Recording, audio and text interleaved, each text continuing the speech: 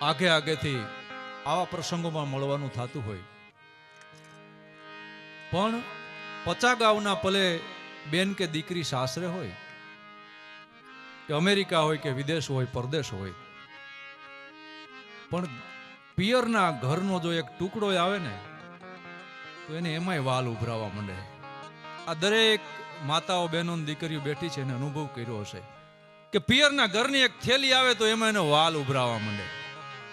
એમ દીકરી જ્યારે સાસરે વળાવવાનું ટાણું ઢુકડું આવે ને ત્યારે 20 દિવસનો ટાઈમ હોય, ફક્ત 20 દિવસ બાકી રહ્યા હોય, અને દીકરીના પિતા કરિયાવરની કાયસમાં હળિયું મૂકતા હોય, કંકોત્રી છપાવવામાં કઈ ખરીદીમાં, ત્યારે બાપ દીકરીની આંખું એક નથી થતી. જે દીકરીનું ડગલું જે ફળિયાની અંદર 3 ફૂટનું થતું હોય 1.5 ફૂટનું થઈ જાય. જે દીકરીનો અવાજ 3 ઘેર સંભળાતો હોય 3જા ઘેરે સંભળાતો હોય. કિશોરભાઈ અવાજ થાય તો દુધીમાના ફળિયામાં સંભળાય, એ નવેરું ચીરીને સીધે સીધો એ અવાજ નાભીમાં ઉતરી જાય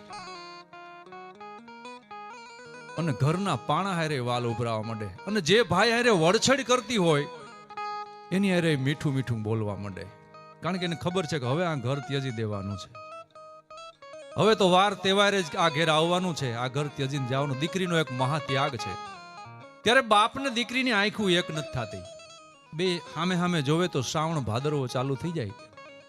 એમાં એક બાપ દીકરીને કરિયાવરની કાયસમાં આવી છે એટલે એકવાર એને બાપુને બોલાવ્યા કે પપ્પા, બાપુજી અહીં નજીક આવો, મારે તમને એક વાત કહેવી છે. તમે આ કરિયાવરની કાયસમાં હળિયું મૂકો છો? એટલે દીકરીના પિતા નજીક આવ્યા એટલે કીધું કે બેટા કે ને પંડ વેચીને કરિયાવર કરે, કઈ આમાં તને ઘટે તો મને કહેજે. તો કે બધું સાચું, પણ આ વાસણ લ્યો ને એમાં તમારું નામ ક્યાંય ન લખાવતા. તો કેમ? તો બસ તમારું નામ ન લખાવતા. તો પણ કેમ? કારણ તો કે કેમ મારું નામ ન લખાવું વાસણમાં, દીકરીના કરિયાવરના વાસણમાં?